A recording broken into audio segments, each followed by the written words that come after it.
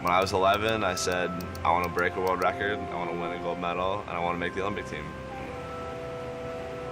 8 years later, I was able to get it all in one bang. Michael Phelps, it's gonna be gold, and it's gonna be a new world record. Michael Phelps with his second gold medal, and Phelps with some sort of magical touch to win another gold. I can guarantee you there was probably 100 days where I didn't want to do anything. I wanted to stay in the pool or stay in my bed and not get out. But those were the days where you have to. You have to get up and do something, because I think that's really what separates the good from the great. The greats do things when they don't always want to do them. I think the biggest thing that I've always said is never give up. And I never have, and nobody ever should. If they want something bad enough, they'll get it. They have to work for it. Yeah, it's not going to be easy. But if you want it bad enough, they'll do whatever it takes to get there.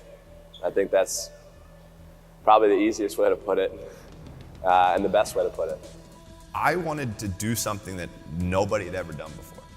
And that started with a dream and a goal. I wanted to be the greatest of all time. I went 5 straight years without missing a single day of workout, 365 days a year. Every single day I was in the water. And in the sport of swimming, when you miss one day, it takes you 2 days to get back.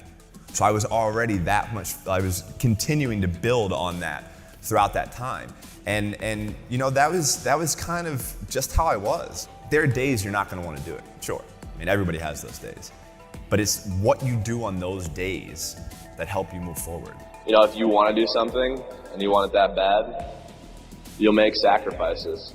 And you know, growing up for me as a kid, I made a lot of sacrifices that I didn't seem that they were a big deal, and I don't think of them as being a big deal right now.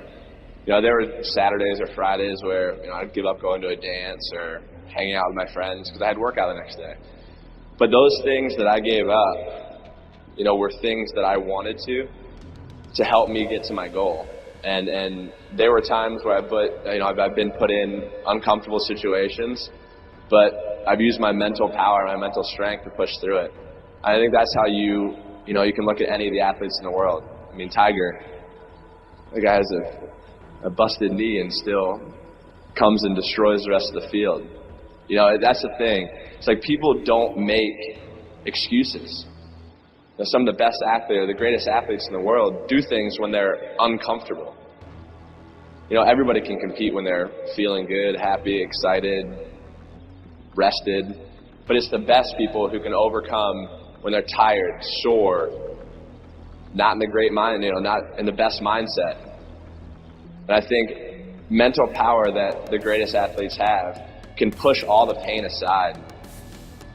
You know, and I mean, like when I was doing that Navy SEALs thing, was it easy for me to do it? No. Was it easy for me to climb over a 45-foot wall and look down? Not at all, and I'm afraid of heights.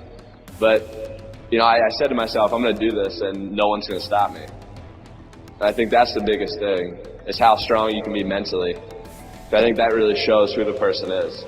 So I think that's one thing that separates the good from the greatest. When I said I wanted to win 8 gold medals, basically half the people in the swimming world thought I was absolutely crazy and nobody could ever do something like that. But for me, I was somebody who believed in it and somebody who believed in the process of getting there. I knew it wasn't going to happen overnight, like I said before, but every little small thing that we did was a small stepping stone in order to even be able to have that chance and that opportunity to do what I did in 2008. So, you know, when I say from 2002 to 2008 was basically trial and error. So for me, in 2002, that's really when I started amping up my event schedule, where I was swimming 4 to 5 individual events and having a couple relays at Pan Pacs, World Championships, major international competitions throughout that time frame. Because at that time, at the Olympic Games, that's that's where I think the real truth comes out. Because I think there are a lot of people who are very talented who can make it there. There are very few people who can deal with the pressure and the stress that happens when we're there. So that's why I say we had to make sure that we were physically, emotionally, and mentally ready, because I had to be ready to be able to kind of manage my emotions through that week. Yeah, winning a gold medal is absolutely incredible. There's nothing better than standing on the podium listening to your national anthem play after you had just won a gold medal. But for me, I'm somebody who I knew that I had 7 other events after the first day. So I have to throw that in the back of my head. I got to throw that race out. Even though if I, even like in '08, I broke a world record, won gold, won my first gold medal. Like, I was like, cool, like things are starting really well. So I have to put that behind me to then get ready for the next race. And on top of that, I have to make sure I'm eating the right amount, I'm sleeping the right amount, my body is as fresh as I can possibly be. So that means sitting in an ice tank, getting massages, getting stretched, all of these small things that end up adding up to the major end result. And that was something that we learned through that process. So for us, we always also tried to compare. Every day is a new challenge, right? Every day is a challenge, is a day that we can prepare ourselves even more. So for us, we would call it putting money into the bank. So at the end of the year, when we had a major international competition, we could withdraw that money that we had saved throughout the year. And look, I'll be the first one to tell you, there were a lot of days where I did not want to get out of bed.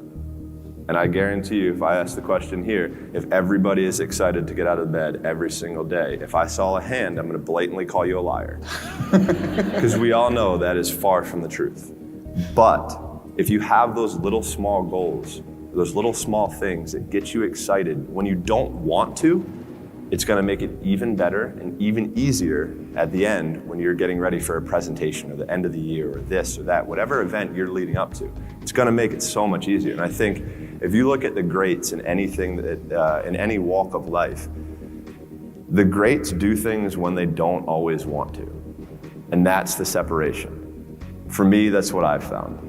Because I can sure as hell tell you that there were days where I hated my coach. There were days where we got in fights, we got in arguments, we couldn't stand what we were doing. I would do things purposely to piss him off, but that's a different story. But I think that was just really how we worked. Like, he was somebody who was so perfect for me that if I ever would have swam for anybody else, I never would have had the chance to do what I did, because he challenged me in ways and forced my mind to think differently. For me as a kid growing up, I'm huge into music, and music is a big part of my life. And I'm a huge Biggie Smalls fan, and he wrote a song called "The Sky Is the Limit." And as a kid growing up, I believed that. I believed that whatever I put my mind to, and if I was willing to make sacrifices and I was dedicated, that I could achieve absolutely anything. And you still do? I still do. For me, it was trying the process. I guess that's what it was. We were figuring out the process of what we had to do in order to stand up and be able to compete against the best in the world. So yeah, it was just the process of it all. So for me, it was easy to kind of push through it because I wanted it so bad. I had these quotes, I had these goals, I had all of these things taped in my locker that I saw every day, when I got out of bed. And I think the biggest thing is during the days where I didn't want to go, or I was tired, I was sore, this, that, or the other, I still went. Because if I'm gonna go to practice and I'm gonna get 10%, 20%, 30% out of that day, it's better than getting 0. So I was always taking steps forward. And that's why everything worked out.